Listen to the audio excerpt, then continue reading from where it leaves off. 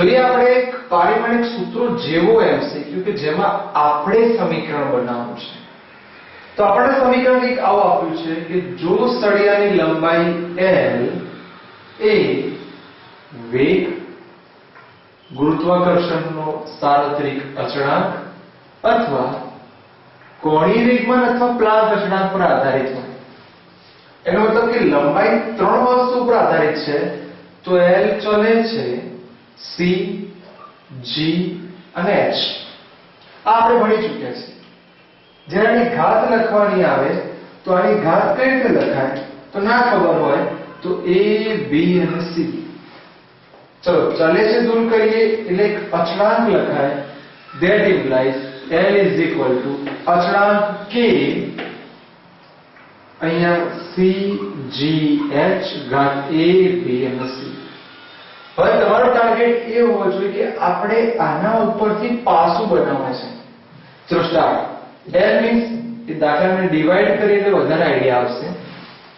L લંબાઈનું પારિમાણિક સૂત્ર L1 બાકી બધા 0. K એટલે અચળાંક, એને પોતાનું પારિમાણિક સૂત્ર ના હોય તો નહીં લખવાનું. C એટલે પ્રકાશનો વેગ L1 t-1 એની a ઘાત. ચલો G એટલે ગુરુત્વાકર્ષણનો સાર્વત્રિક અચળાંક. યાદ આવ્યું? ફર્સ્ટ સેમ અથવા સેકન્ડ સેમ બંનેમાં યુઝ થાય છે. તો m-1 L3 t-2 કેટલી ઘાત છે? b.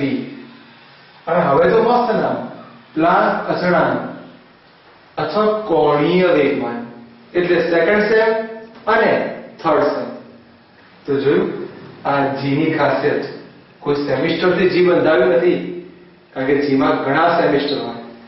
તો પ્લાન્ક અચળાંકને યાદ કરાવો તો m-L-T એટલે m1 L2 t-1 એની કેટલી ઘાત?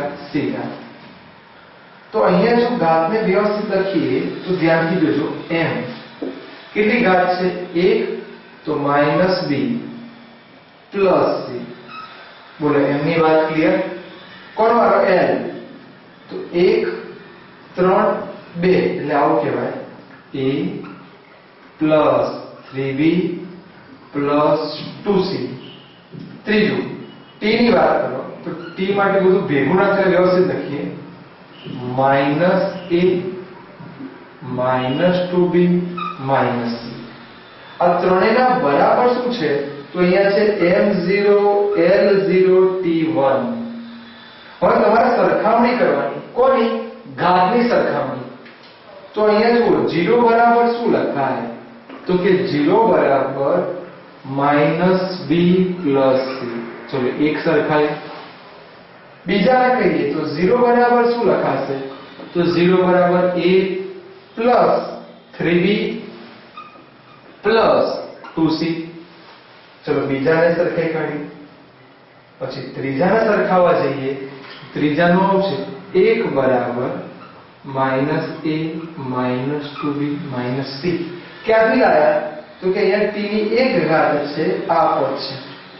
જો ત્રણેયને સાબિત કરવા છે, સરખાવવા છે, તો આમાંથી આપણને આઈડિયા આવી ગયો કે -b ને સામે લઈ જાઓ તો b બરાબર c. એનો મતલબ કે b લખો કે c મિનિંગ સરખો છે. તો બધાને ક્યાં તો b માં લઈ જાઓ ક્યાં તો c માં. તો બધાને b માં કન્વર્ટ કરી દઈએ. ચલો બધાને પહેલા b માં કન્વર્ટ કરો. તો 0 બરાબર a + c ની જગ્યાએ b લખી દેવાનું દરેક જગ્યાએ. તો 3 ને 2 5 તો 5b. આનો બી ક્યાંક વિકૃત થશે. આમાં માઈનસ સાઈન છે, માઈનસ સાઈન આને આપી દો તો અહીંયા a. ચલો બેટા 2 ને 1 3 તો આની વેલ્યુ મળી 3b. હવે તમારી પાસે આ બે સમીકરણ આવી ગયા. ચલો બે સમીકરણ મળે, બાદબાકી કરો, સરવાળો કરો, તમારી ઈચ્છા. કંઈક લાવવું જોઈએ. જેમ કે હું આવું બોલું છું કે આ પદને અહીંયા લઈ જાઓ પણ સાઈન ઉલટાઈ દો તો 1 બરાબર -a -3b.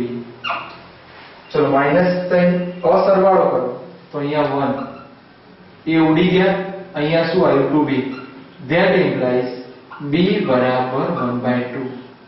અને મસ્ત વાક્ય બોલું તો સાહેબ બી કહો કે સી કહો મિનિંગ સરખો જ છે, એટલે બી અને સી ની જગ્યાએ 1/2 લખાય. બસ દાખલો પતવાયો. હવે બી ની વેલ્યુ કોઈ બી જગ્યાએ મૂકી દો તો તમને a મળી જાય. અહીંયા મૂકીએ તો -1 આ a અને b ની જગ્યાએ 1/2 એટલે અહીંયા 3/2 થાય. અને સામે લઈ જાઓ -1/2 -3/2 that implies a. ફરી આટલી વસ્તુ સમજ પડી હશે. આ પ્લસ છે, આમાં હોય તો માઈનસ. તો a બરાબર શું આવ્યું? તો માઈનસ સાઈન બહાર કાઢી નાખો. ચલો 2 કા 2 2 ને 3 યસ એટલે આની વેલ્યુ આવી 5/2. આ ત્રણેય વેલ્યુ મળી અને આ ત્રણેય વેલ્યુનો આન્સર આપણા મેઇન સમીકરણમાં મૂકી દો એટલે તમારે MCQ તૈયાર. આ મેઇન સમીકરણ. ચલો હવે આમાં વેલ્યુ મૂકવાની છે l. કે વિશે માહિતી નથી આપી એટલે આ રકમમાં જ લખી દઈએ કે k બરાબર 1. તો k લખવાની જરૂર રહેતી નથી. c g અને h ધ્યાનથી જોજો. c ની જગ્યાએ -5/2 તો અહીંયા -5/2. ચલો અહીંયા 1/2 1/2 તો આની જગ્યાએ પણ 1/2 આની જગ્યાએ પણ 1/2.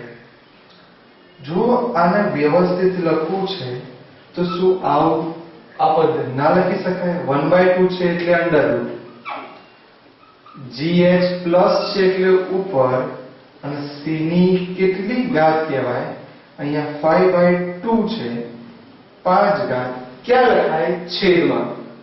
તો જો તમને આવો કોઈ આન્સર દેખાય છે? gh/c ની 5/2 ના, નથી દેખાતો. તો that means આ થયો વિભાગ ડી નન. તો જોયું છે ટફ લેવલનો MCQ તો કે આપણે સમીકરણ જાતે બનાવવું હતું. તો આ છે MCQ નંબર 3 જો MCQ થોડોક સ્ટાન્ડર્ડ MCQ.